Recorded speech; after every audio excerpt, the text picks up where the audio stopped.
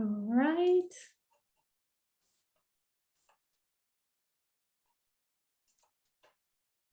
Good afternoon, everyone. Please note that closed captioning is available for this lecture. If you need closed captioning, please click the CC button at the bottom of your screen. It will give you the option to either show the subtitles at the bottom of your screen or view the full transcript. You will also have the option to hide the subtitles if you do not need them. If you can all just take a moment to adjust the settings. Let's see.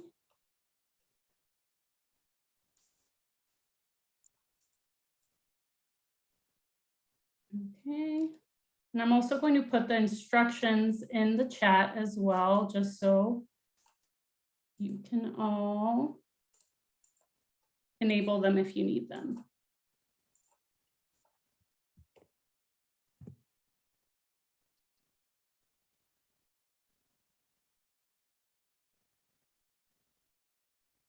Okay, so now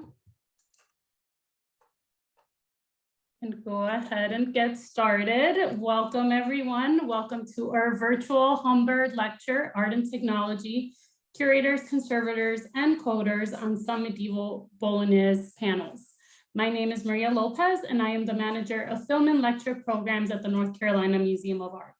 This virtual lecture is supported by the Robert Lee Humbert Lecture Endowment. Robert Lee Humbert's devotion to the arts, so eloquently and passionately voiced, brought into being the North Carolina Museum of Art. Dr. Humbert continued to support the museum through his leadership in acquiring of many important gifts of art until his death in 1970. With pleasure and gratitude, the museum honors Dr. Humbert's efforts by establishing annual lectures like this one. This virtual lecture will last about an hour and a half. Our lectures will present, and then we will have a few minutes for questions. Please enter any questions using the Q&A function or the chat box on Zoom. Please specify if the question is for a specific lecturer or if it's for everyone. And just so everybody knows, this lecture will be recorded, and we will be sharing the link to the recording via email, and we'll also upload it to the NCMA YouTube page. If you have any issues during the event, please let me know in the chat and I'll try to help you as best as I can. Without further ado, I'd like to introduce Lyle Humphrey, the NCMA's Associate Curator of European Art and Collections History. She will also be introducing our other speakers. Lyle Humphrey earned her MA and PhD in art history from New York University's Institute of Fine Arts. Her research and publications explore a range of topics in North Italian painting and manuscript illumination, and the collecting of ancient, medieval, and early modern art in America. Since joining the NCMA in 2013, Lyle has curated a focus exhibition and a rediscovered bronze medallion designed by Gian Lorenzo Bernini, an exhibition of Venetian Renaissance paintings, and most recently, a series of exhibitions dedicated to the history and development of the NCMA, a subject on which she has also published several articles. Her book on the manuscript patronage of confraternities and guilds in medieval Venice was published in 2015 with the support of the regional government of the Veneto, Italy, and the Gladys Kriebel Delmas Foundation. Welcome, Lyle.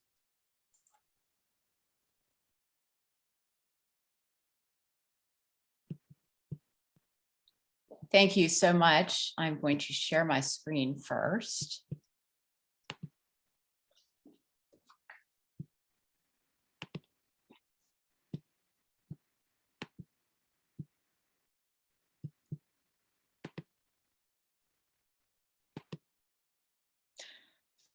Maria, thank you for coordinating this lecture, and welcome all to the February 22 Humbert lecture, and thank you all for attending virtually.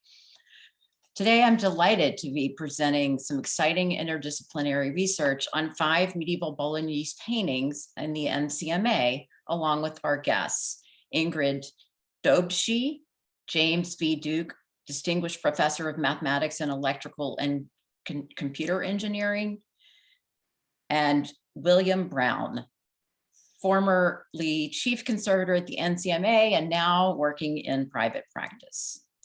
I'll start by introducing our distinguished speakers and then provide some art historical context. on the panels in question and their place in Bolognese art.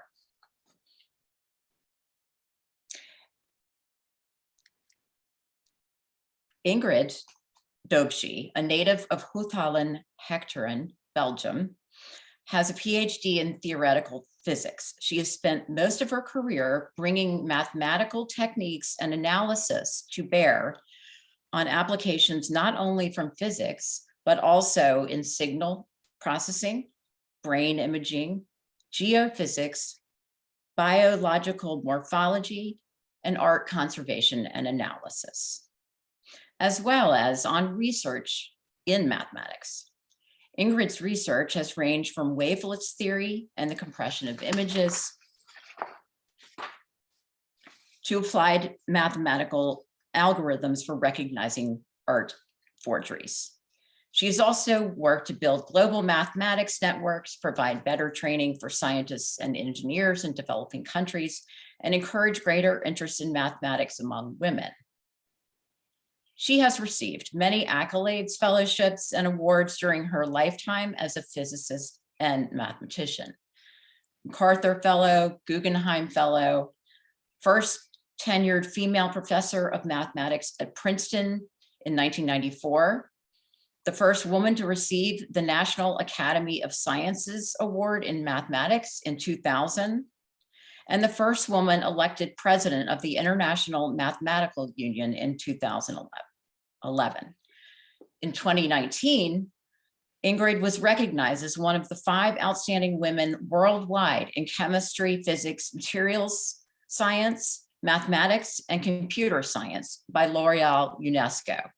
Also in 2019, she became a member of the German Academy of Sciences Leopoldina and received an honorary degree from Harvard University alongside the German Chancellor Angela Merkel, who was also a scientist with a PhD in quantum physics. Who knew? This past September, Ingrid was the subject of a New York Times Magazine feature titled "The Godmother of the Digital Image."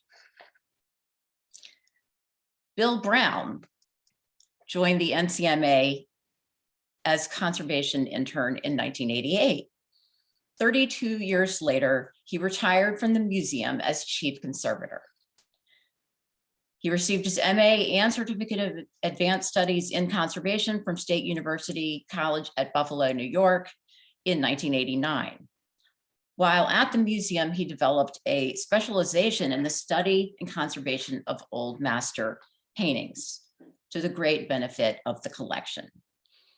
He has a particular passion for the Italian paintings in the museum's Crest collection of 14th to 18th century art. He enjoys retirement now with his wife and his teenage son and works part-time as a conservator in private practice. I am fortunate to have worked with Bill for 6 years prior to his August 2020 retirement. One of our last joint projects, which consumed many hours of our lives in 2020, was a close study of 5 panels representing 2 important altarpiece commissions in 14th century Bologna. The panels had been requested as loans to an exhibition of medieval Bolognese art organized by Trinita Kennedy for the Frisk Museum of Art. This exhibition was supposed to open in fall 2020, but was postponed until this past fall and just closed at the end of January. As I was to write an essay for the exhibition catalog, I enlisted Bill's help in understanding the complicated history of the panels, their authorship, and their relationship to one another.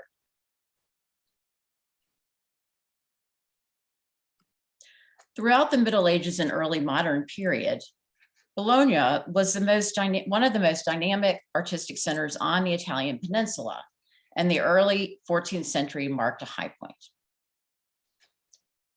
Manuscript illumination reached its acme during this period as extraordinary artists worked for discerning customers, including professors and students, high-ranking clergy, and friars. narrative scenes took on new importance, as exemplified by illuminated manuscripts created for the fabled law school at the University of Bologna, itself the oldest university in Europe. Meanwhile, churches throughout the city, old and new, were commissioning altarpieces, crucifixes, devotional panels, and frescoes.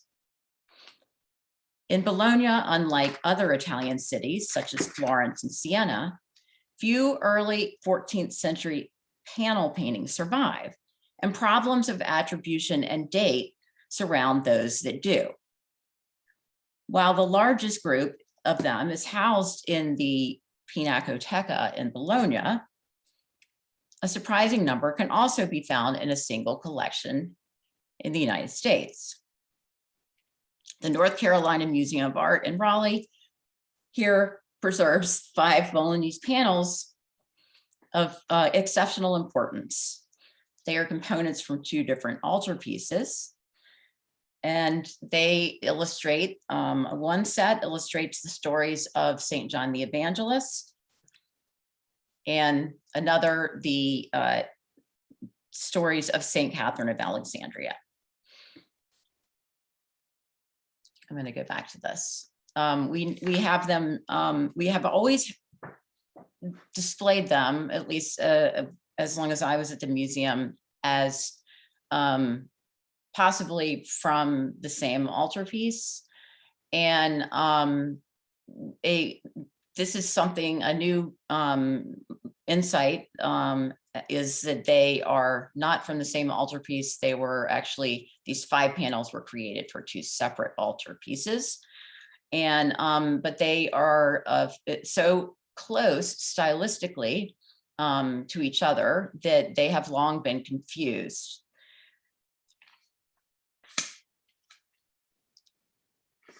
The panels arrived together as a gift of the Samuel H. Kress Foundation in 1960.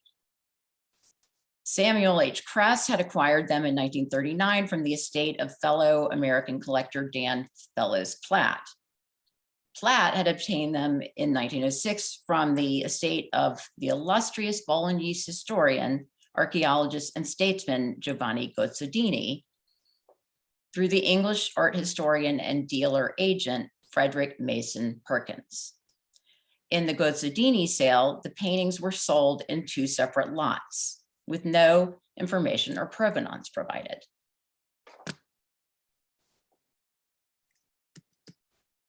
Oops. One of the fragmentary altarpieces is composed of nativity, the Nativity and Adoration of the Magi, St. John the Evangelist and the Poisoned Chalice, and Christ in the house of Simon the Pharisee, as seen here. As in Byzantine and Rimonese art, the Nativity of Christ is combined with a related scene, in this case, an expansive adoration with magnificently dressed magi.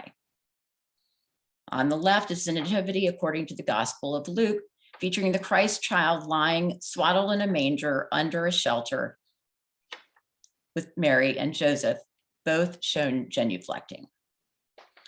The ass and the ass, and 3 angels. The rest of the panel shows the visit of the Magi from the east, as described in Matthew. The oldest king has taken off his golden crown, kneels as he proffers his gift to the Christ child.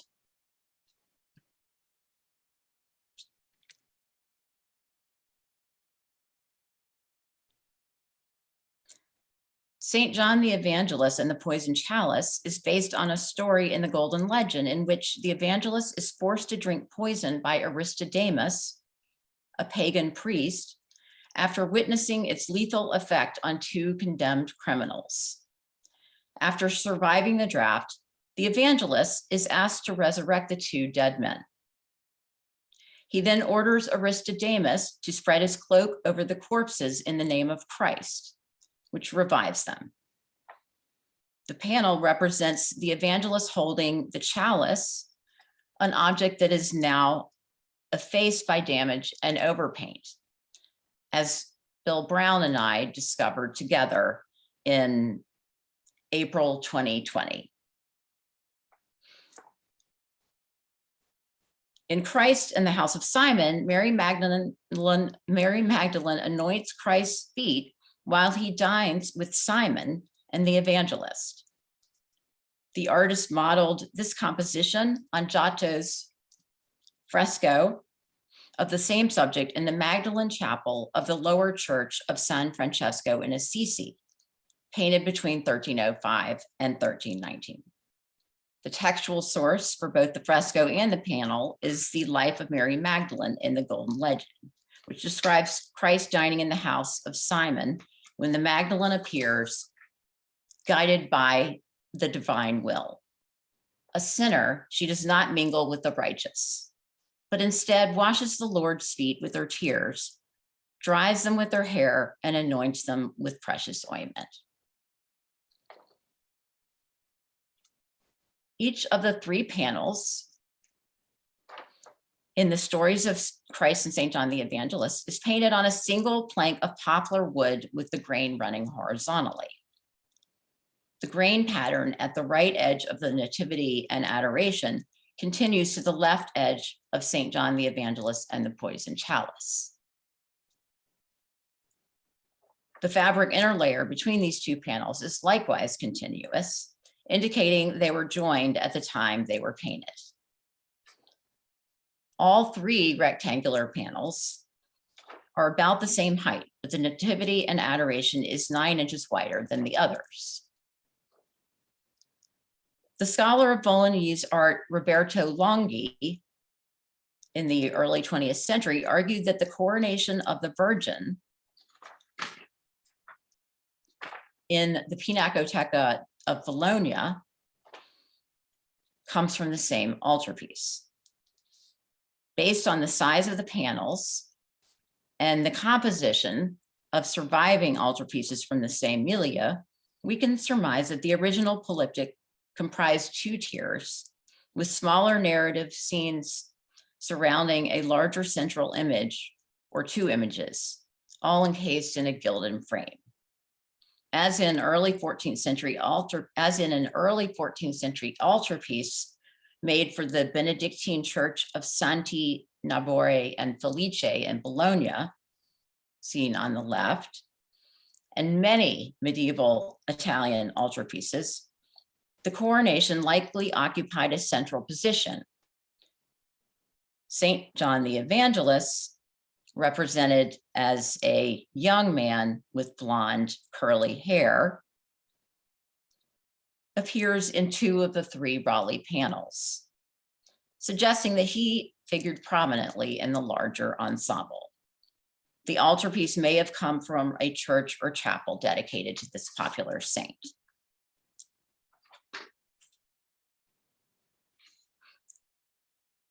There is much evidence to support Longhi's idea that the stories of Christ and St. John the Evangelist and coronation of the Virgin come from the same altarpiece.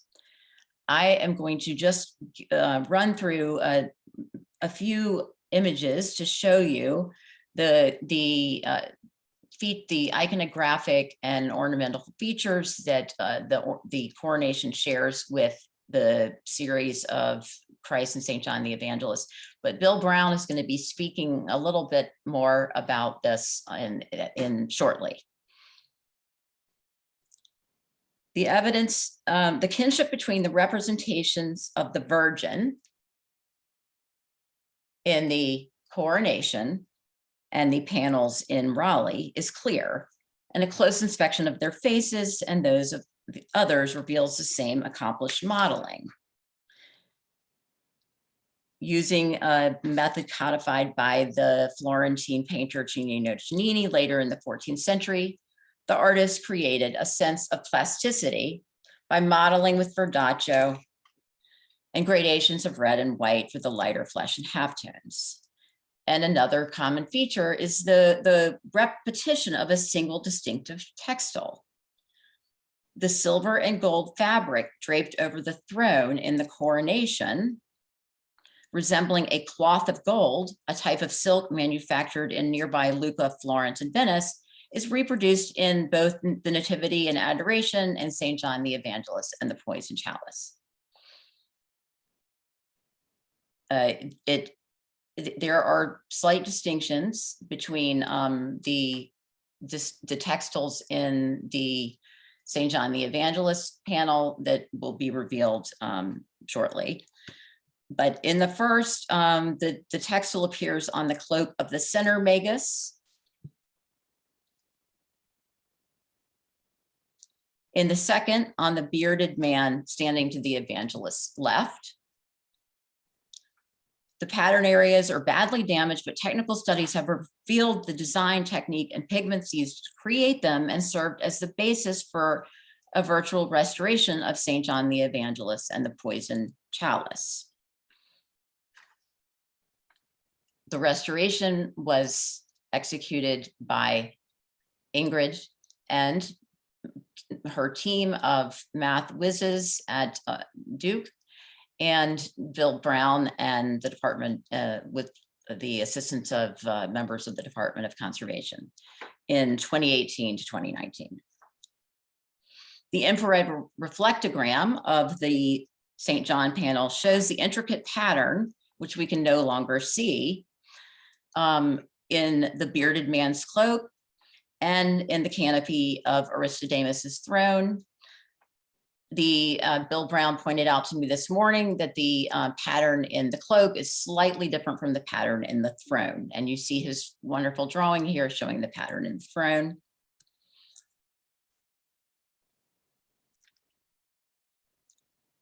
And infrared, so after the infrared reflectogram analysis, an elemental analysis of the painting showed the range of colors employed throughout, and a binocular microscope revealed the artist's use of sgraffito to depict cloths of gold.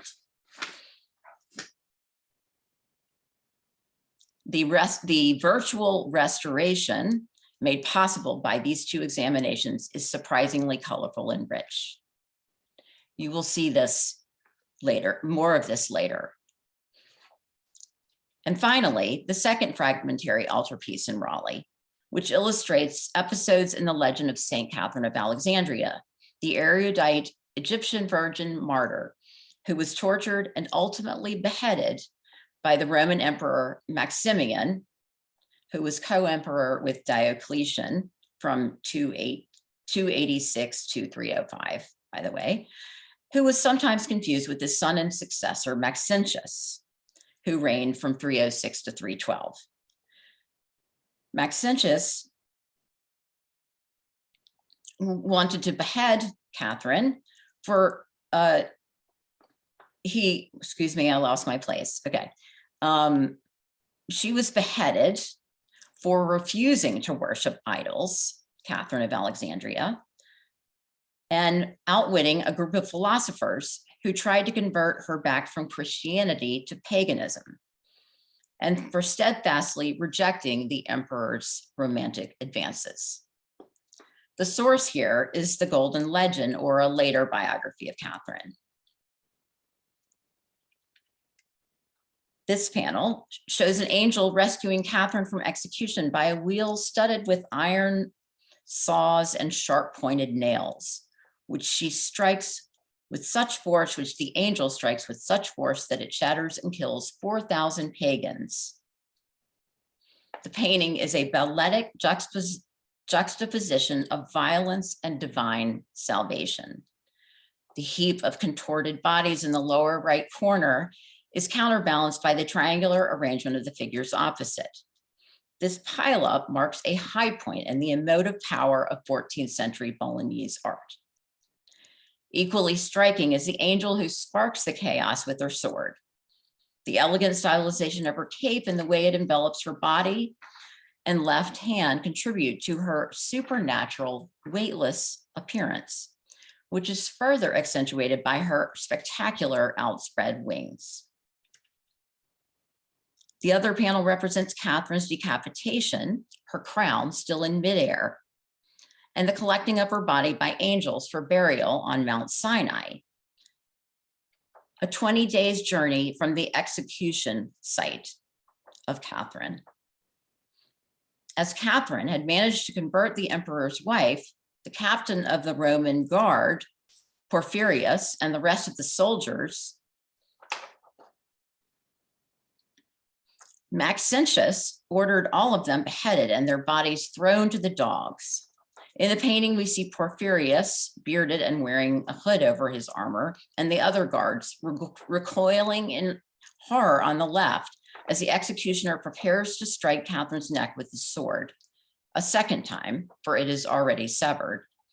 And on the right, a horseman, possibly the emperor, and more soldiers, illusionistically represented only as disembodied heads, are depicted. Catherine's plaintive gesture reflects the famous line in her legend, which she asks God to answer the prayers of anyone who invokes her memory in a time of need. Although the textual tradition states that upon decapitation, milk flowed from the virgin's body instead of blood, here her neck is bleeding and there is no milk. The severe cracking in her dress is due to degradation of the blue azurite pigment. As patron saint of students and libraries, Catherine was popular in Bologna and thus appears in many 14th century paintings and illuminations. It is therefore not surprising that she is depicted in a panel from an altarpiece created in Bologna around 1330. Francesco Arcangeli proposed that these three panels belong to an altarpiece commissioned in around 1330 by a prominent Bolognese notary and ambassador for his family chapel in the Church of San Giacomo Maggiore. There is additional evidence from art historians that is pointed that strengthens this argument. However, with only two known panels, there is not enough evidence to propose a reconstruction of this altarpiece. Nevertheless, there is enough evidence to propose that nevertheless, the pattern of the wood grain on these two panels indicates that they are originally were horizontally contiguous and cut from the same plank. I am going to stop now, and I am going to hand over the podium to Bill Brown, who will tell you more about the deep research that he did that led to this very fascinating and exciting virtual restoration that Ingrid and her team worked on throughout an academic year a couple of years ago, and are now working on a virtual restoration of another panel in the series. Okay, I'm going to stop sharing.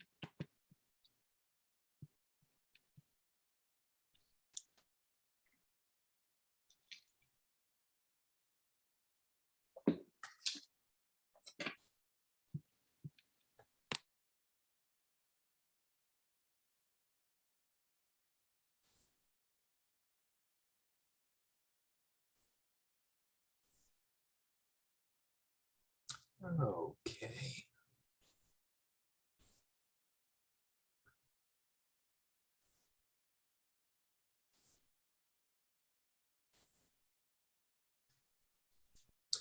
Okay, so does everybody hear me?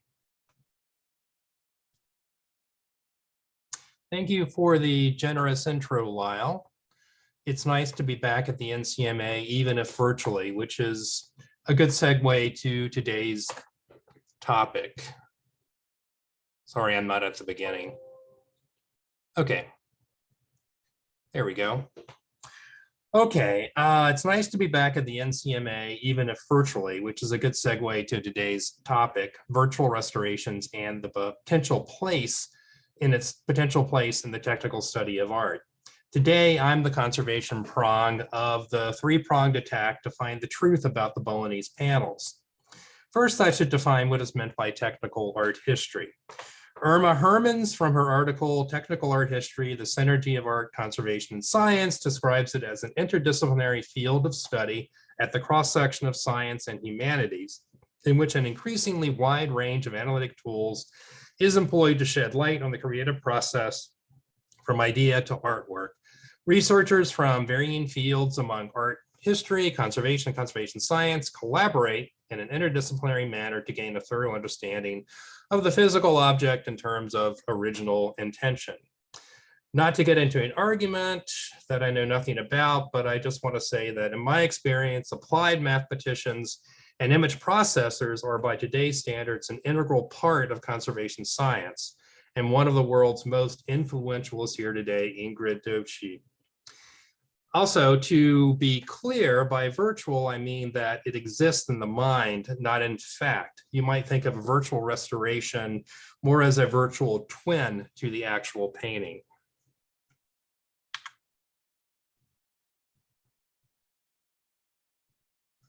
Okay. I really like this quote as it applies equally to artists, photographers, microscopists, conservation scientists, and image processors. Life's mysteries are worth investigating and solving. With that goal in mind, the Art Plus Science Initiative was created in 2012 by the NCMA with seed money from the Andrew Mellon Foundation to support curatorial and conservation research at the NCMA.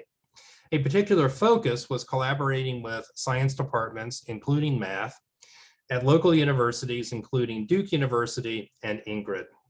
The Art Plus Science Initiative has produced numerous co-authored articles published in scientific journals and presented at important conferences, and has provided scientific analysis necessary to inform conservation treatment decisions and provided technical support for the study of the NCMA Italian collection.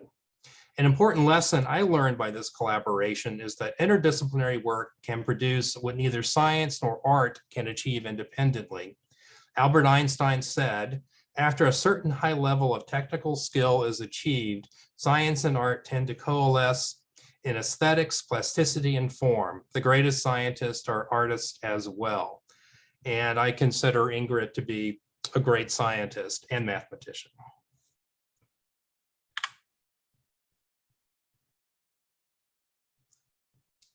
My first project with Ingrid was the application of a computer-based technique for the stylistic analysis of the Giotto Peruzzi Altarpiece, which is probably the museum's most important, at least in my opinion, most important work of art in their collection. Painted in a busy 14th century Italian studio, any number of artists besides Giotto could have participated in the creation of the altarpiece. Over the past century, art historians have been trying to figure out the different hands. How many artists were involved? Were there apprentices involved, contract artists, assistants, you name it. Hey, Bill? Yes. This is Maria. Can you try moving the little toolbar? It's showing up on the screen. Can you try moving it up? Does it let you move it? That? Yes. Okay. Oh, there we go. It's gone. Excellent. Thank you. Okay. Ingrid's group applied a machine learning algorithm, a wavelet transform, to capture features of the high resolution images. This technique has been used with success in the differentiation of brushwork of Van Gogh from between Van Gogh and painters who were painting in his style. And so what you see here, and I'm not going to get into the details because it's really beyond my capacity to understand, but the group took the each individual panel and broke it into 221 non-overlapping sub-images, and these were then statistically analyzed and coordinated. And the same with this. This graph shows the distribution of the sub-images, and you can particularly see up here that panel 5 has a cluster here, and I'll tell you what that means. The results were preliminary but promising. The Virgin Mary and St. Francis panels stood out the most from the rest, with the St. Francis panel the most stylistically different. Of interest, St. Francis is also the patron saint of the Peruzzi Chapel, And this panel is considered by some scholars as superior in quality along with St. John the Baptist to the rest. And I share that opinion. I really find this one, St. Francis, to be the best painted according to modern standards, I guess, my standards, and this one the least. This type of statistical analysis is not without controversy. The concern of some art history scholars is that you can't quantify the humanities. That said, I do think that this application can provide a path forward for exploration, which is what I did when the Altarpiece traveled to the Getty for an important exhibition. I was given the opportunity to study the painting technique of the Altarpiece in their conservation lab. And what I see is that the Christ panel is painted with a very traditional technique of parallel lines that is mentioned in Cennino Cennini's manual on medieval painting. These two, on the other hand, are painted with a looser style that is kind of based on warm and cool passages. You can see the sort of coolish green and the warmish red. And then these two are just substandard. At least that's what I'm seeing. So I'm seeing three different painting techniques, and that could be three different artists, or it could be the same artist painting in a different technique based on Giotto's direction. It's hard to know. I included the Gizeh reunification project in my talk, as it is where the idea of the virtual restoration was born. And Ingrid's going to talk more about this too.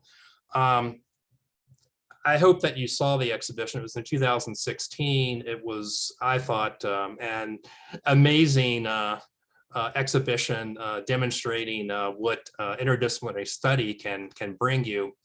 Basically, this altarpiece was broken apart about 100 years ago. The NCMA has 3 panels, Chicago Art Institute 1, the Met 1, and Portland 1. And David Steele, who was the curator of Italian art at the time, brought them all together for this exhibition. But as you can see, we're missing one. And that's where the virtual restoration comes in.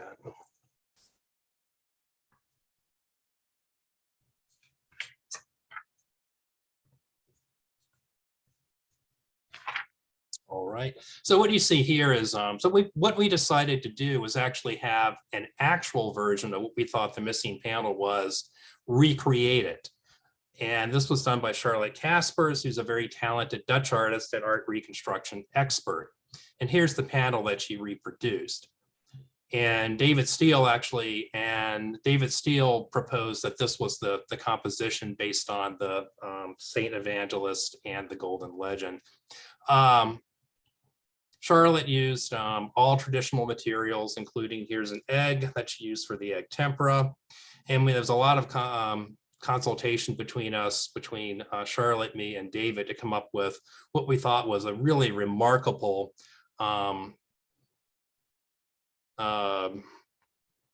reconstruction of what the original might have looked like. Unfortunately, when you put well, not unfortunately, but the reality is that when you put this new version inserted into the altarpiece, it stands out because it's very new and bright. And actually, we couldn't display it with the other panels because of that. So what we decided to do, and this was with Ingrid's help, was to virtually restore the old panels. And then also we could virtually age this panel. And this is basically where the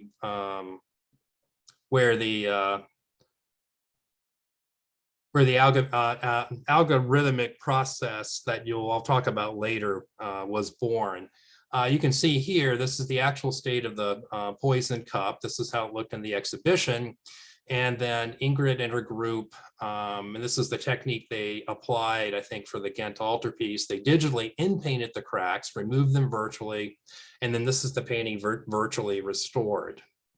So at the time, there was no completely automatic algorithm available, so it required an interdisciplinary team of human operators, also known as talented Duke students, under the guidance of Ingrid. The process was to remove the cracks using an in-painting algorithm, as I said, had already been employed for the Altarpiece. Color map the painting, the colors from old to new or new to old. And this is where my participation was most needed. I worked closely with the students to choose historically accurate colors. And I did that from my own knowledge of Renaissance painting, but also referring to Ingrid's reconstruction. And these colors then were processed by the students in Photoshop, and then later they rendered a new gold leaf and they generated new cracks. The project was a success, but the work required a huge commitment of time and also required a sustained level of communication. I thought we were very successful, but we wondered if there was a better way. And this was, I think, really Ingrid's agenda to come up with a better way to solve a problem.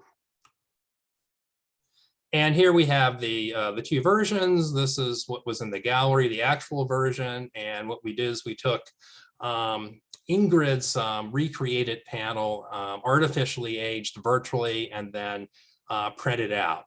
And it was almost imperceptible from the rest.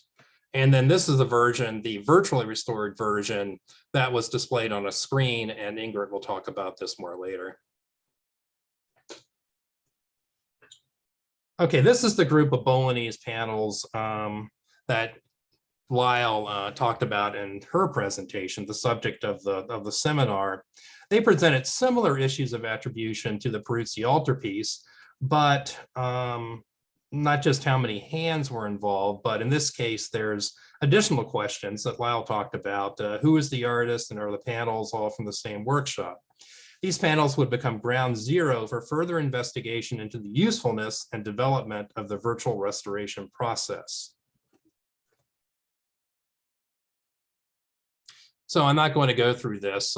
This is Lyle outlined this attribution history. I just want to point out that originally all five were considered to be painted,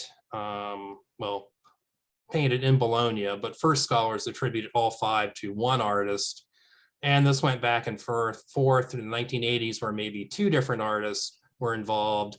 And then Lyle's recent scholarship, supported by virtual restoration, I'll show you in a minute, have resulted in this latest attribution. Okay, prior to working with Ingrid on the virtually restoring process, they were analyzed by Perla Colombini from the University of Pisa. We wanted to see if there were technical differences between the two groups, so chose one from each, Mary Magdalene and St. Catherine at the Wheel. They hit it with their full arsenal of analytic techniques, and you see them up here: FORS, FTIR, XRF, Raman, and so forth. And I'm not going to go into what they are, just that it was a tour de force of analytic techniques. Here you have, this is the XRF, which actually the Conservation Lab has one of these now. And also this is FORS, used for identifying pigments. XRF is an X-ray technique. And here you see one of the Jacopo panels here on the table. And I'm also not going to go into the details of the analysis, but after all of that analysis, the result was that the palette was typical of a 14th century Italian artist. With one exception, and this is important. At the time, I didn't really realize the significance, but they did find silver underneath this background layer. And as Lyle pointed out, there is silver leaf and a sgraffito technique on the canopy in St. John, the Evangelist, and I now suspect that that same pattern was on this background, which makes sense because it connected to the St. John, the Evangelist, with the poison chalice over to the left. For the St. Catherine of Alexandria panel, and this is part of the second group, the results were more of the same, typical of a 14th century palette. But of interest, there were some underdrawing differences. Underdrawing is what the artist does to lay out the design on the white gesso. And usually he uses a brush or a quill pen and black ink. For the Catherine panel, it was applied the black ink was applied with brush. For the Mary Magdalene, it was applied with a quill pen, but it's not unusual for an artist to use both in the same panel. So maybe significant, maybe not. Okay, so the analytic study revealed some differences in material between the two sets of panels, just not enough to say they are by different artists. So back to Ingrid and her group. So in 2018, we teamed up with Ingrid and her students at Duke to pick off where we left off with the Gogh project to develop a color slider app to facilitate the virtual restoration of paintings. For the prototype development, we chose the pseudo Jacopino panels, starting with St. Catherine at the wheel and St. John the Evangelist in the poisoned chalice. And here we have Ingrid, who you will meet shortly, and also her very talented assistants, Ashley Kwan and Gilad.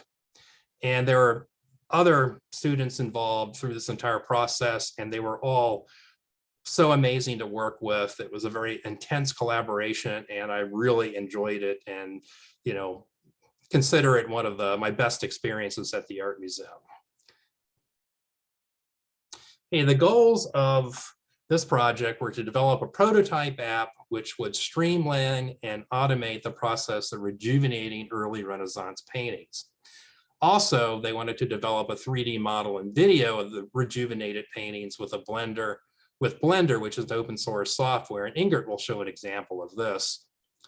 There was also some interest in having this app available so that visitors could actually virtually visit a painting in the museum's collection. There could be a QR code next to the painting, and they could, on their own, make these changes. Also, and this is important to me, is that this project, I hope, would provide conservators with a suite of apps for use in the analysis and documentation of art.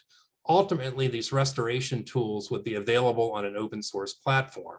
And that's what they're currently working on. Ingrid will talk more about that later. My role in the conservators in the lab was to consult on the development and functionality of this prototype and test it at the museum. So the app should do what Ingrid's group did for the reunification, the Gogh Altarpiece, which is to first color segment the painting. So in other words, each Renaissance painting has to be, the various colors have to be separated out into segments, and that's fairly easy to do with Renaissance paintings, which is one reason we chose a Renaissance painting, because they tend to be very primary in color. There's the blue of the Virgin, there's the red of St. John or Christ, so forth.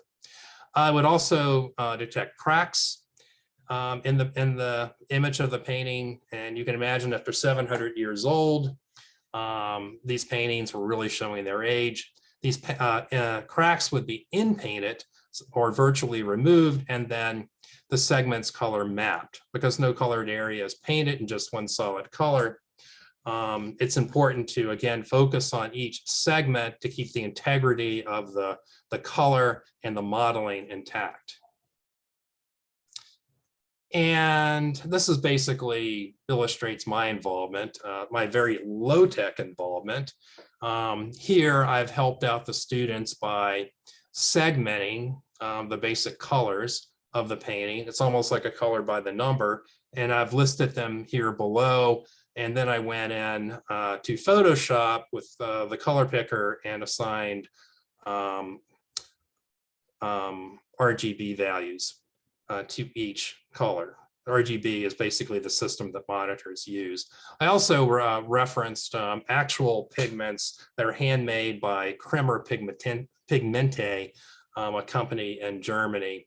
And then I also referred heavily to Charlotte's reconstruction. And again, this is an actual painting, not a restored painting.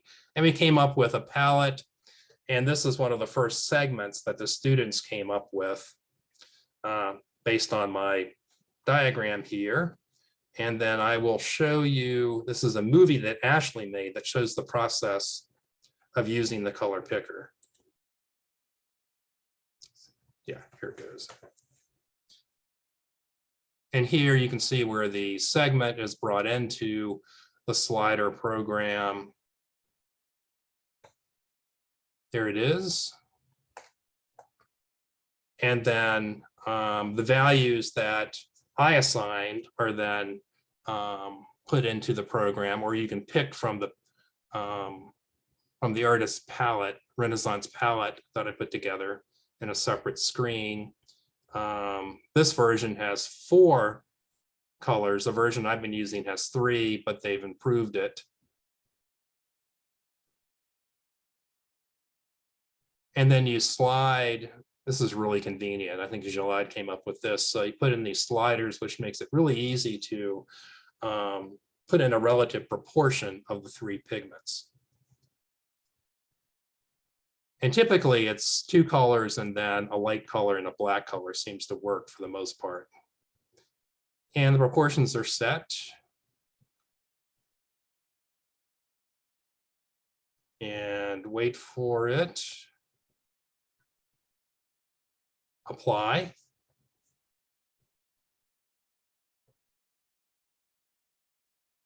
And there you go.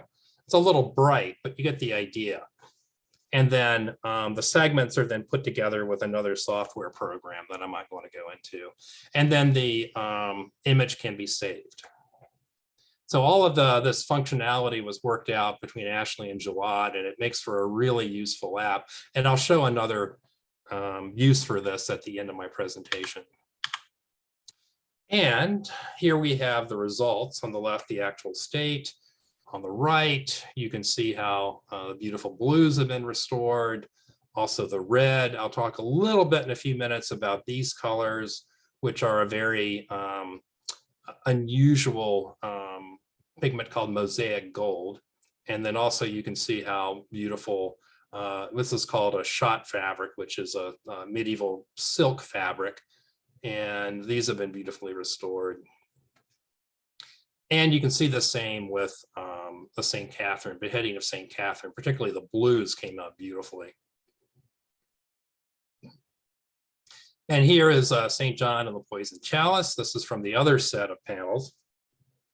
And Lyle showed you, I think, this result. But again, really beautiful colors, but the significant change with this panel is all of the decorative motifs that you see. And what I wanted to mention is that the process of working with the students actually produced some data. While working closely with the students, I noticed things, they noticed things that hadn't been noticed before. And for example, we looked very closely at the infrared photograph and realized that there was this whole pattern that had been painted over. And Lyle showed this is the pattern that I drew.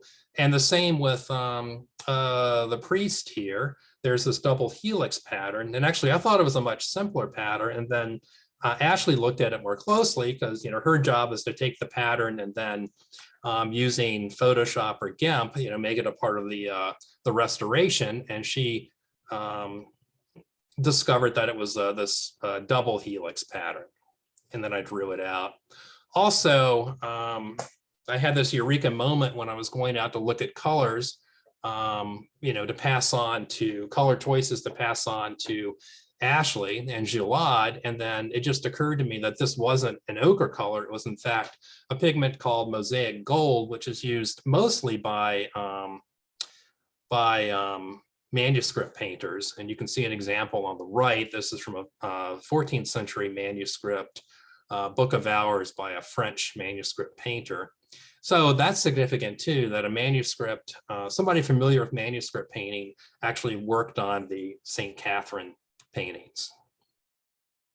So these basically, this whole restoration process and the final versions really, I think, highlight the differences between the two sets. And, before you didn't actually see it, and now you do. And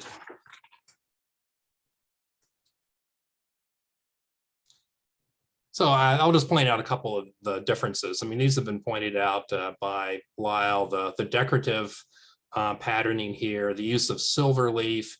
And actually, this makes sense to me now that, early on with Perla's study, we found silver leaf in the background of the Mary Magdalene painting.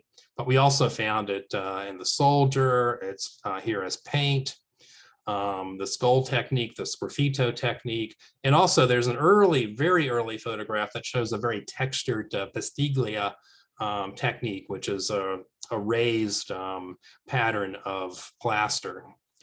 And none of that is in the St. Catherine paintings. And in fact, there's some differences here too, mosaic gold, and also this bright blue. So you see the difference in pattern, or I mean, the difference in palette, difference in pattern.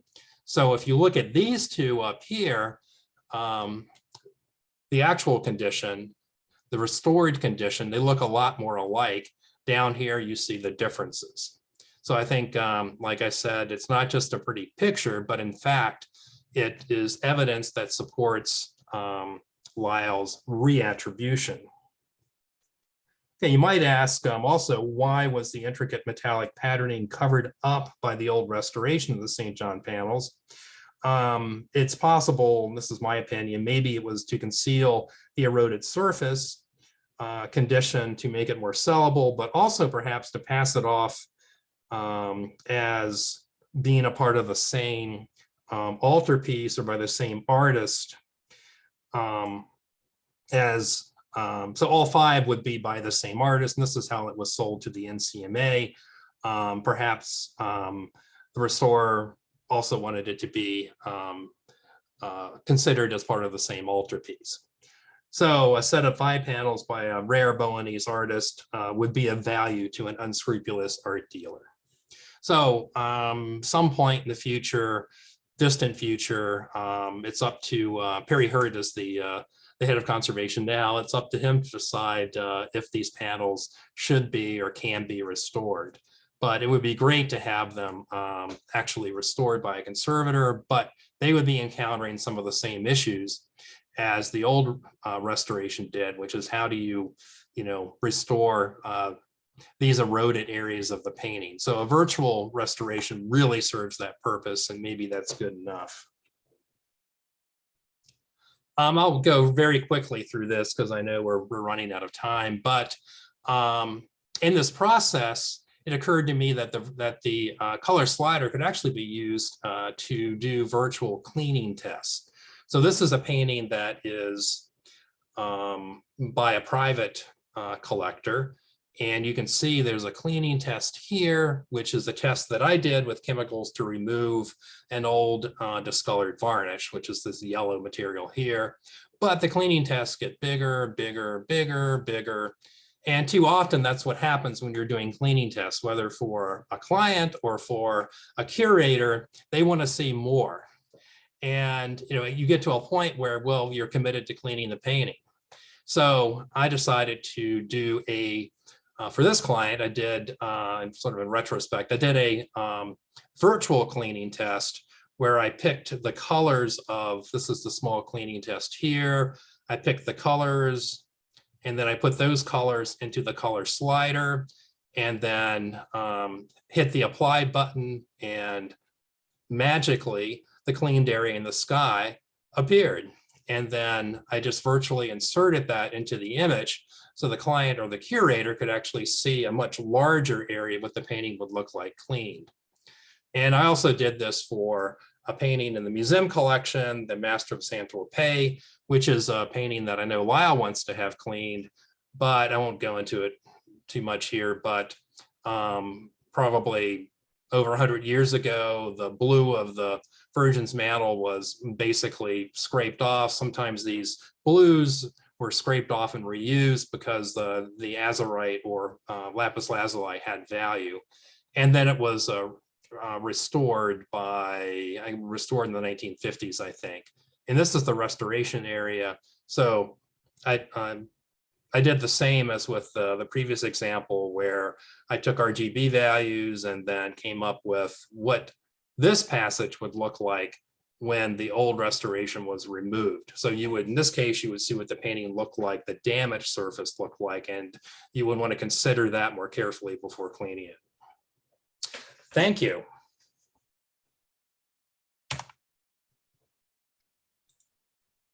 I'll stop share. And I guess it becomes my turn now. So my name is Ingrid Dobshi. I'm professor at Duke University. And I will tell you a little bit about my side of this story. And near the end, you will see us go back to these Bologna panels. But I was also asked to tell you a little bit about how I came to do all this. So I'm going to give you a, I'm going to presentation mode here, and I am going to share my screen. Okay, and presentation. So together with the alliteration of the original title, I invented my own title for this subsection, Art and Algorithms. So, and I'll start, as I said, by a digression on how math and image analysis for art history became part of what I do. So I'm an applied mathematician. I like to distill out of what I learned from other people, interesting math problems on which I hope I can then do something useful, my students and my postdocs and other collaborators, and that then may then be of interest to the person who first brought the application material to us. And I first became interested in working on art, on pictures, high resolution pictures of fine art pieces in about a little over 9 years now. It's 12, 13 years ago, in a collaboration with the Van Gogh Museum.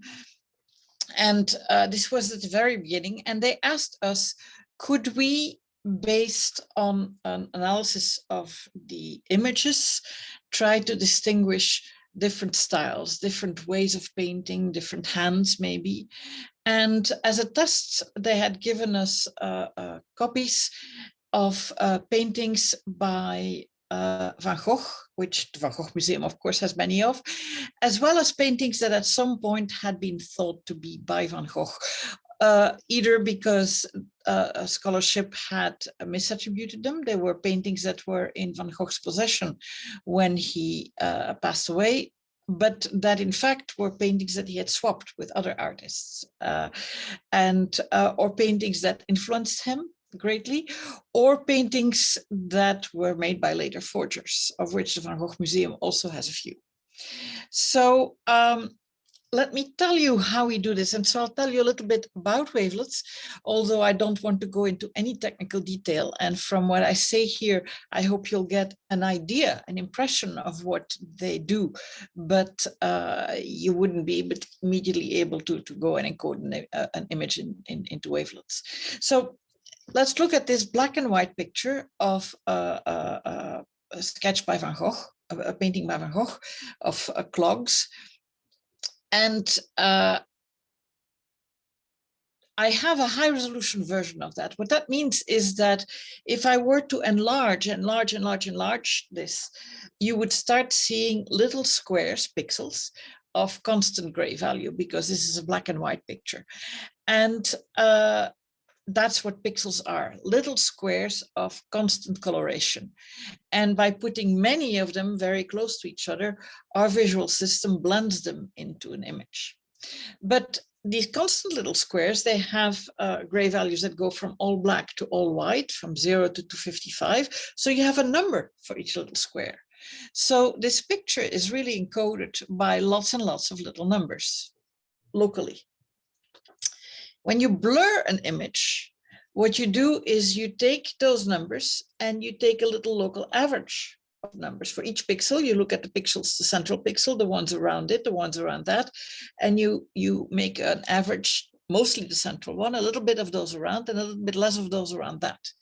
And that makes everything a little smoother. So, but you change image, you change the numbers.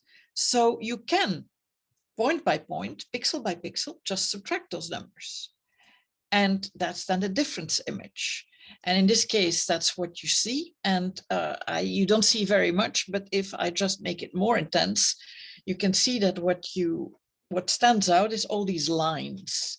So because I made very local differences, I only looked at the central pixels and then its immediate surroundings, and the difference between what I had and the blurred version, you get these when you have a sharp line, it becomes a little bit less black and white, becomes more gray in between it. So that gives you differences. Where you had already a smooth gray, you still have your smooth gray and you don't see much difference. So that's why the sharp lines stand out.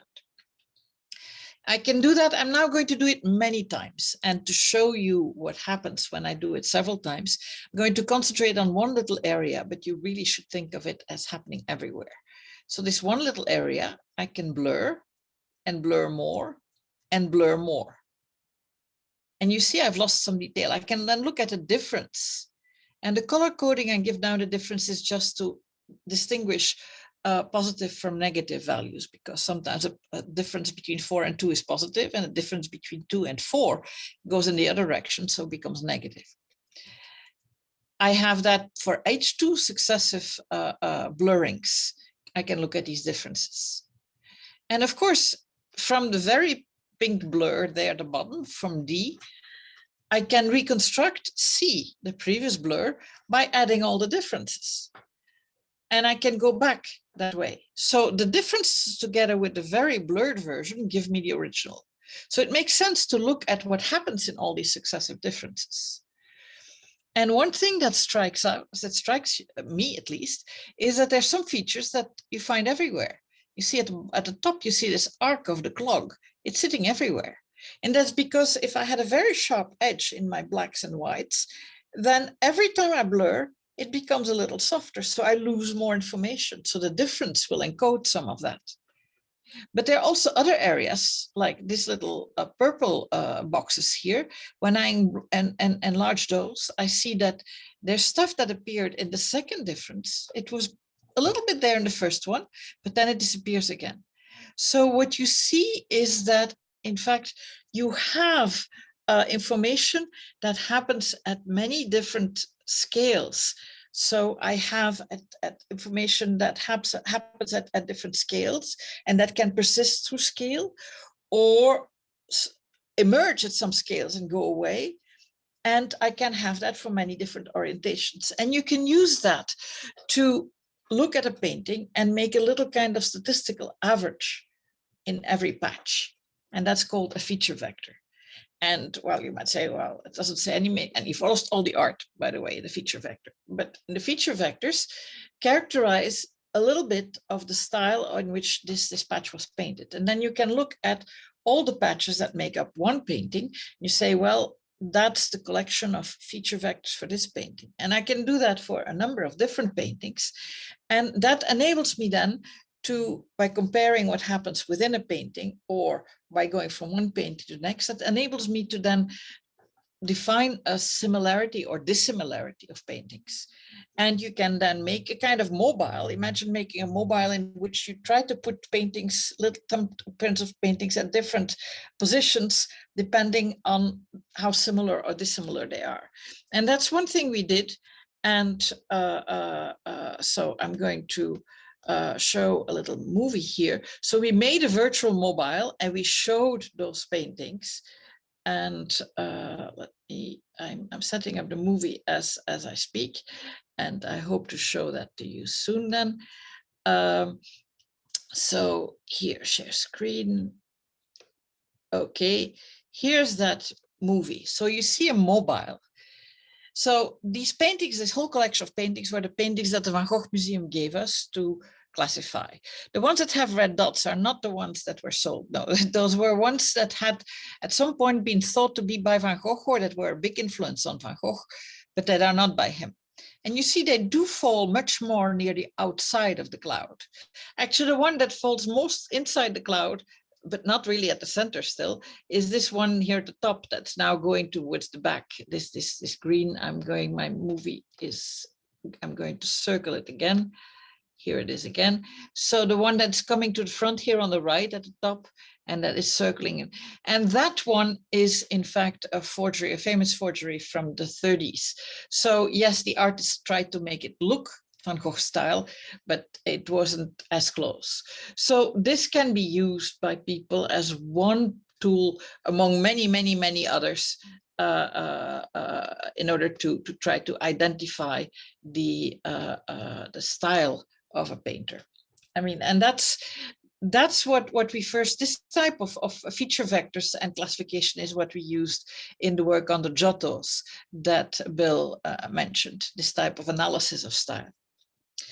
But what I like about it is that it led to many more projects. So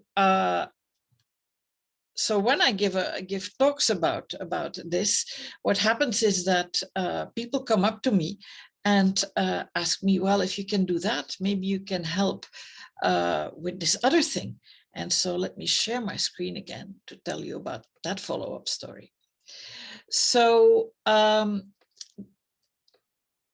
Joris Dick and Koen Janssen are both material scientists who made a splash in the early aughts by work they did X-ray fluorescence on a Van Gogh painting.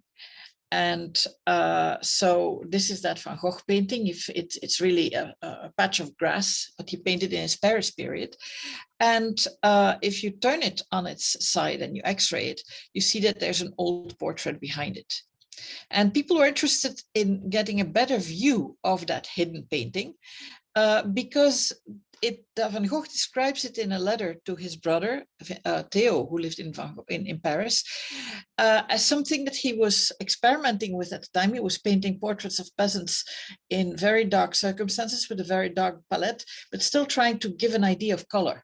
And he says, I'm sending you one that where I think I succeeded particularly well. And although we have many paintings, Van Gogh Museum has many paintings of this Nuenen period, of course, this one was missing because it was in Paris. And Van Gogh likely overpainted it when he changed his style after meeting the Impressionists in Paris. And so they were interested in getting a better view. And they use this technique of X-ray fluorescence, by means of which you analyze locally with a high energy X-ray beam the composition through fluorescent wavelengths. So you have a little fluorescent spectrum that indicates the abundance of different elements locally. And this was, for instance, what they got for Arsene, which is a component of the vermilion that Van Gogh was using. This is for molybdenum, which was a component of the Naples yellow, and which was the only light color on his palette. So that's why it looks a little bit like luminescence. And from that, they reconstituted this coloration, which had made this splash on internet. And but they told us, look, we don't know, we kind of color this, but maybe you can do better. I mean, since you do know image analysis. And very, very generously, they shared their data with us. And the first thing we saw is that we had these very weird artifacts here. I mean, you see an enlargement here on the left. The black spots are caused by the fact that the top painting, the grass, had big impasto where the X-rays couldn't get through, and so you have no data there. But you would expect a black blob, not a black zigzag. And that was because the X-ray beam really had two jobs to do. And while it was an X-ray beam in a hospital, which was used for medical, for creating short-lived radioactive components for medical tests. So while it was doing that, the sled that was holding the painting in front of the beam, if it came back, had to stop. And then it was going to move again so that the next patch could be illuminated by the beam. And there was a synchrony problem in that stopping, and they only had one shot at taking all the data. And after they looked at it, they saw there had been a synchrony problem. And because the painting was scanned in zigzag, sometimes you're a little bit too late, sometimes a bit too early. And these big ones, they had kind of corrected by hand to make this picture. But they said, look, there's breaks everywhere. Some are shorter, some are longer. We don't really know. So we first had to do image analysis, and this is used an iterative algorithm to get the blobs as best corrected as possible, and we did that. Then the next thing we did was, well, where you have blobs, we wanted to infill. And you can do that even in standard images. I mean, if in an image, an object is in the way that shields part of the scene, people can remove it. They can remove those pixels and then try to infill. And we use mathematical algorithms for that. But it's much easier on a painting than on a natural scene, because a painting, after all, is painted with brushstrokes. And you can see the brushstroke before and after. So you can infer much better what was there. And so we used algorithms to do that. We use different algorithms on the little blobs or on the big strands of grass that were long lines. We filled those in. We still had a problem with the eyes, but there we used a trick that art conservators use as well. If you have a problem with one eye, you look at the other eye, and so we corrected for that. So now we had these much corrected pictures, but we still wanted to, and you see how subtle these in-paintings worked. But then we had to bring in color. And the problem was with the spectral information we had, we didn't have all the colors. But what we could do is we could look at other paintings of the same period, which look very different. Here you have one with the lowest, with a very low contrast, one with a very high contrast. And if you look at them by looking at different ways of representing colors, if you look at them in chromance, this is what you get. And you say, oh my God, they look very different. But the areas where they look very different are the areas that are black, because something that looks green black or violet black, it just looks black to us. So if we take away the black, then lo and behold, there is a lot of similarity in this way of representing, which was not obvious to the naked eye. So what that tells us is that we could use the partial information in our case in order to infer, since there seemed to be this consistency in this way of representing. And by doing that, we could go from the representation to this. So we had gone using image analysis from the same data, from what you see on the left to what we have on the right here. And so when I came to NCMA, they knew of this. I was delighted that they were interested in working with mathematicians. And so we started working on different projects. And first there was a Giotto project, and then came the Gissi project. And I'll tell you quickly again about that, because it was the root of what came later on our work on the Bologna Panels. So the Reunited project was really, for me, an historical and digital adventure. So, as you know, there were 3 panels in NCMA, 1 in Portland, 3 at the Met, 1 in Chicago, and 1 missing.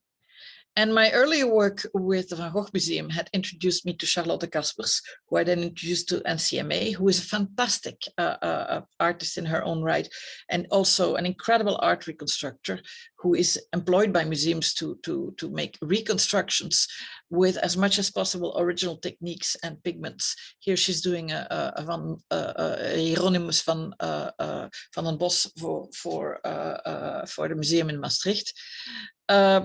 And she was then commissioned to recreate that missing panel. But the missing panel is a very different thing from copying a panel that's there. So they could, however, from the panels they had, see that it followed the life of John the Evangelist, as in the Golden Legend.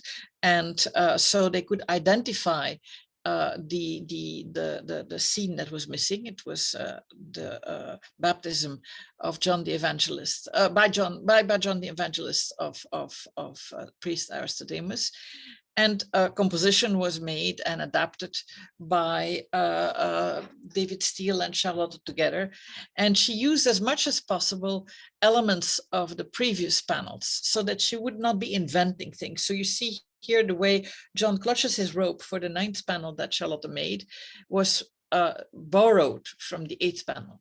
So if ever this missing 9th panel is found, it will surely look different, but it will 99% of the chance be that baptism. And what we wanted was that the panel that Charlotte was painting would not have surprised the 14th century viewers of the whole altarpiece if it had been her panel and not the original that was in its place. So it's absolutely gorgeous. I mean, it's beautiful, bright. And they made a documentary of its realization, which was also very, very instructive. But of course, as Bill was saying, you couldn't put it next to the other panels. It looks beautiful, vivid, the gold is gleaming, the colors radiant. But it would make the authentic panels pale in comparison, while it's not a fake. I mean, it's a reconstruction, but it's not the authentic 13th century panels. So the solution was using image analysis and algorithms to virtually age the panel. So what did we have to do?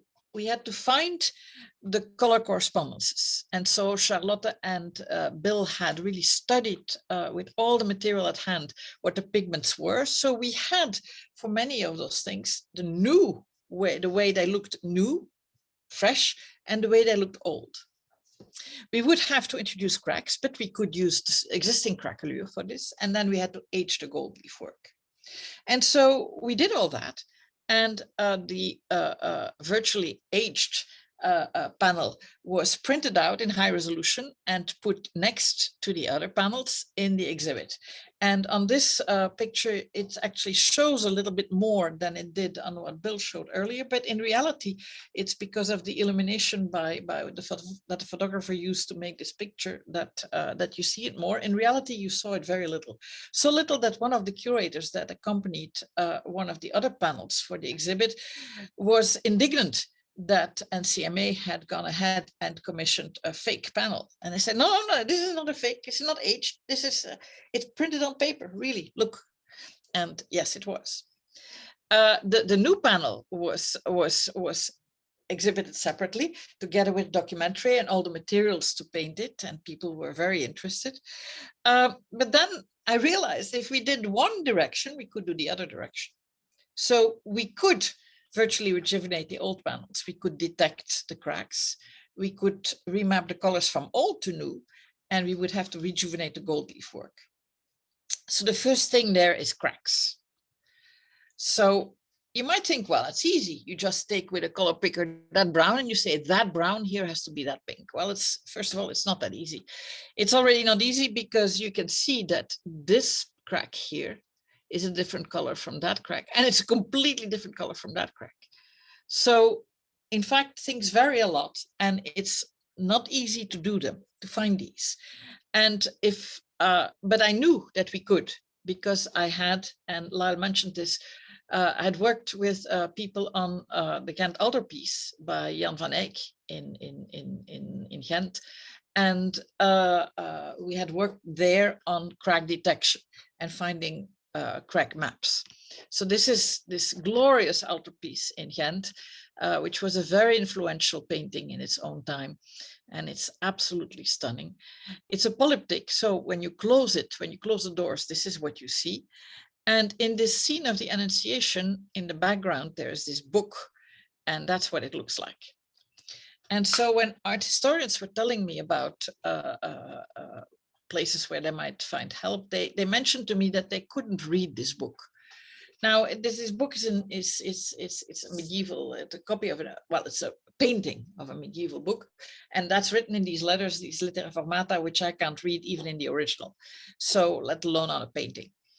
But I mean, these experts should be able to. And they said, well, no, we can't because of all the cracks. We can't really decide whether he just make horizontal and vertical jiggles, or whether that are obscured by a lot of cracks, or whether they were real letters. And I said, well, we should be able to help with that. And if I had known how hard it was going to be, I might have not spoken up, because it turned out to be quite a lot harder than I thought. And it became a good part of a PhD thesis of an electrical engineering student in Brussels. But he succeeded, and Bruno Cornelis, he succeeded, and he removed the cracks. And so when I first saw the results, I thought, well, fat lot of good that has done. I mean, you can't read anything more. Well, no, I couldn't, but experts could.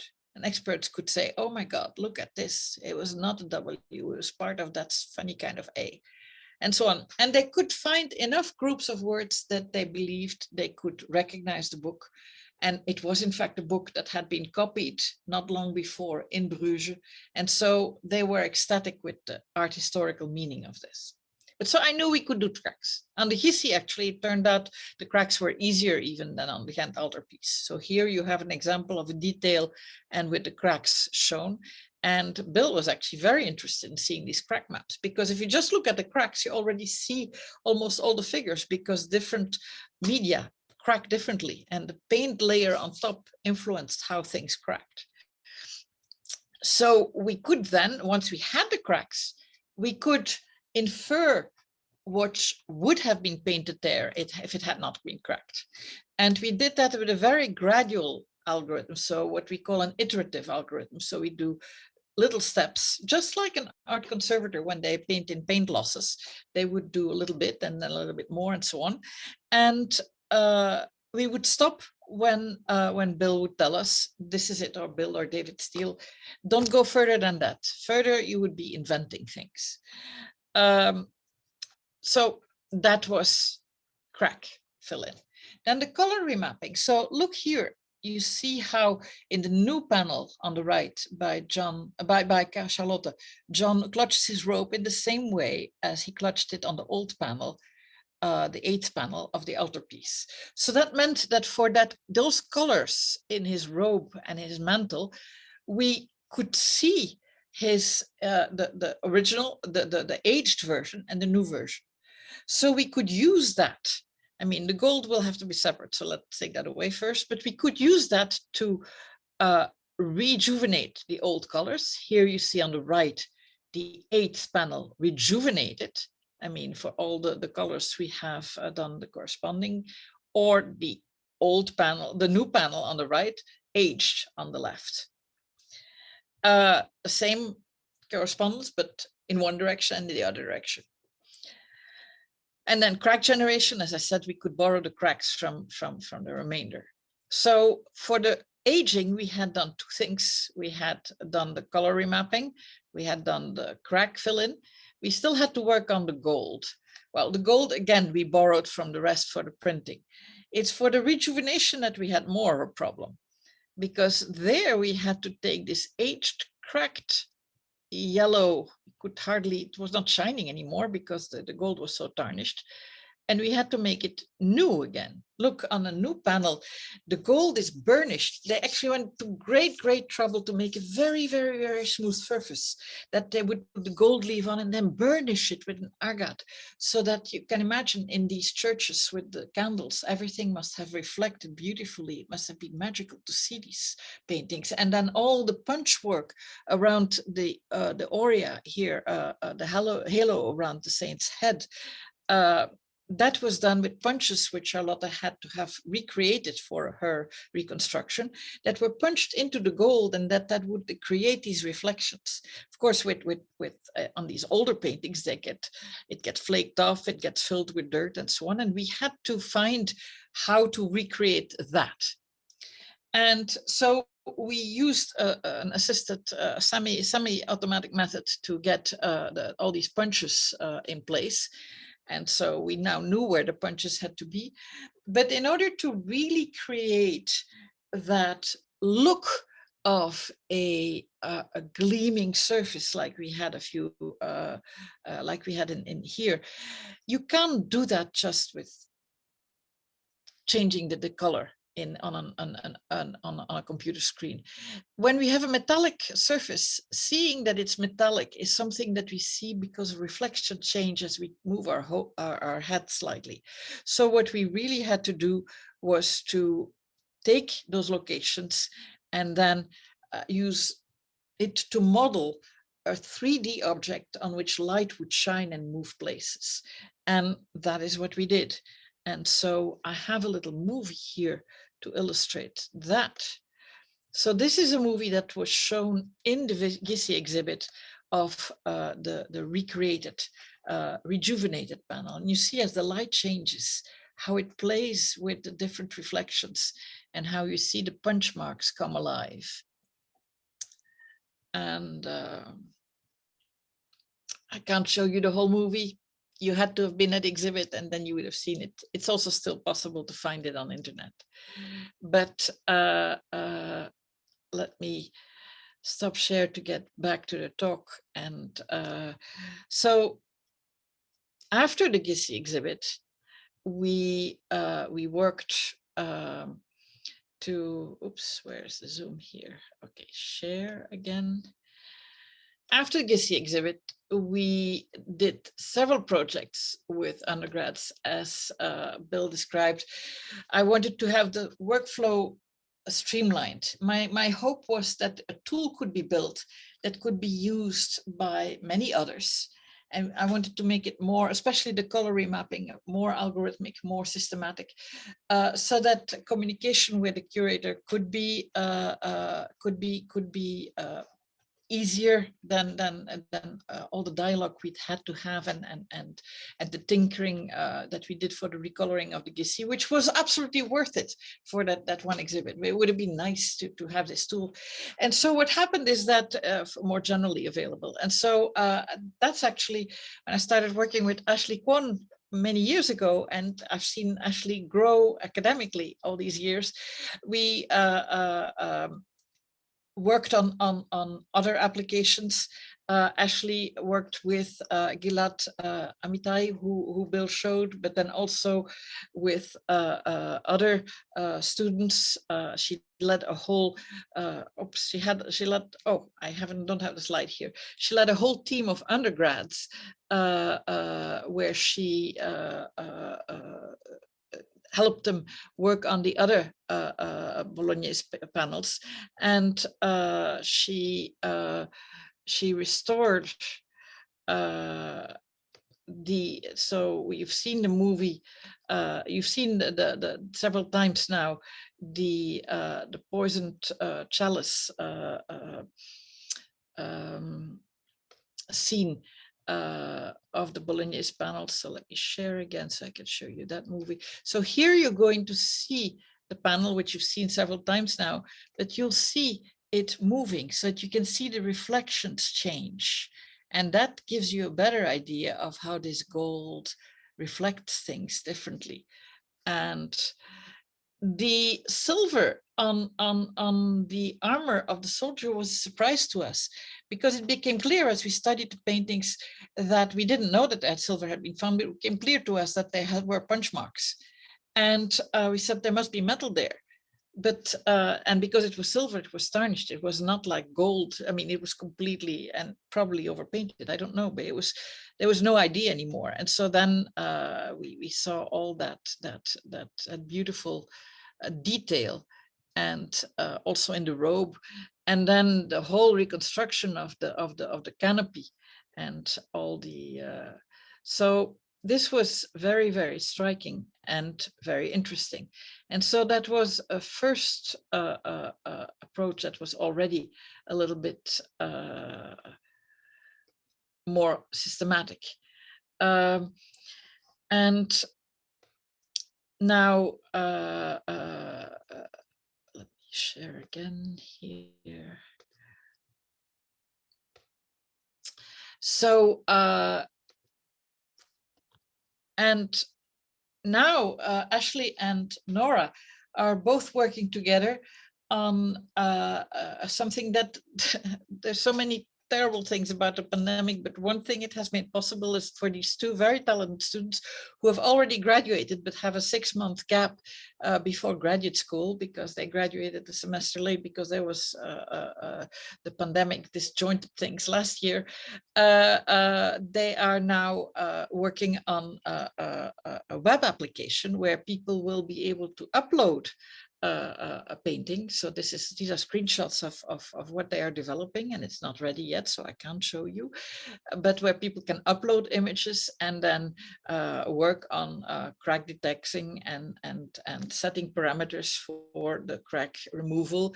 And then later they will be able to people will be able to do color adjustments with slider tools like what Bill was showing, and I believe Ashley is present among the participants here, and so when we get to the questions, she will be happy to answer questions as well. And I think that's it. And I've gone way over time. I do apologize.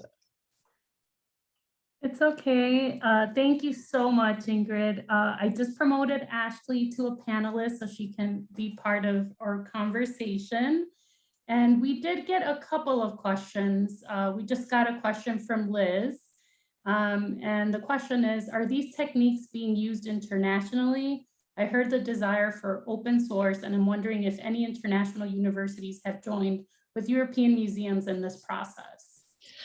So first of all, I am part of several international collaborations, for instance, also with universities, Imperial College and University College in London. Actually, Ashley is part of that collaboration. She went to visit them and worked with them and is co-authored several papers, and the National Gallery in London, and then of course in Belgium. So everything is always published, and for the tools that I want to be made available for everybody, it's important to all of us that we use open source as much as possible. Either a web application where there might be stuff used in the background that you don't need to pay a license for, and then it doesn't matter.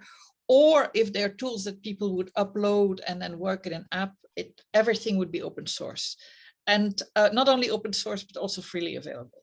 So because we can imagine that volunteers might be interested in working with a local museum, but we don't want them to have to learn MATLAB or some other scientific language tool to do it. And Ashley, is there anything you'd like to say about your involvement with the project? This project has been one of the most meaningful projects I've ever worked on as a college student. So initially, when I first joined Ingrid's team in 2017, I was thinking of working more in the art history side of things because I was pretty much the only student in the team who was thinking of majoring in art history. But this project inspired me to also double major in computer science. And it was a really great opportunity to explore like the intersection between art history and computer graphics and also image processing. And to me, it was fantastic to have Ashley, because I do believe that these tools have a lot to offer, but I do believe that they will be more effective if they are becoming a second language for, and if they're then manipulated by people who are passionate about the field and who know the right questions to ask in the field, rather than people who come up from outside and say, oh, I can do this and this and this with your images. I mean, so I hope that Ashley is a next generation of art historians. Yeah, we just got a comment from Diane Beckman saying, Ashley, you have a bright career ahead of you. Thank you. Thank you. I wanted to jump in and just say to thank Ingrid and Bill and Ashley, and also my predecessors in the curatorial department, David Steele, who worked on the Bolognese panels, did a great deal of research on them before I even started. And so it has also been gratifying to me to be able to work on a project that involved so much technical art history and to understand more about the issues that we as art historians and curators are constantly facing, which is only possible with the insight and assistance of conservators and now a whole other layer in mathematicians. And I do want to also thank our director for supporting this lecture and the kinds of projects that this one that add so much to our understanding of the collection, especially the early Italian paintings. And Ashley, And also the one other thing, which is that I'm grateful that Bill, you mentioned the authorship conundrum on the Bolognese panels, which I did not get into because it is so complicated, and I wanted to leave time for more time for you and Ingrid to speak.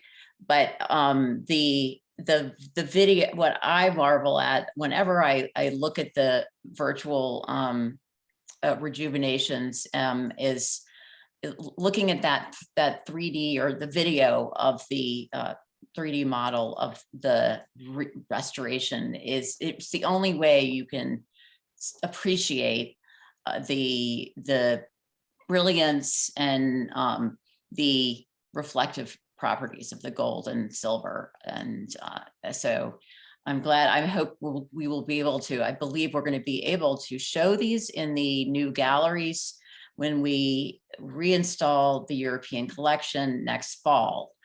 Some of this will be accessible in the gallery. So thank you, all of you, for participating in that. Thank you, everyone. Yes. Can I just say Lyle. a couple of words? Sure. I just want to say how excited I am about the open source opportunities. I'm very excited that Ashley is, I'm sorry that you were waylaid by the pandemic, but I can speak for most conservators and that they find this opportunity very exciting.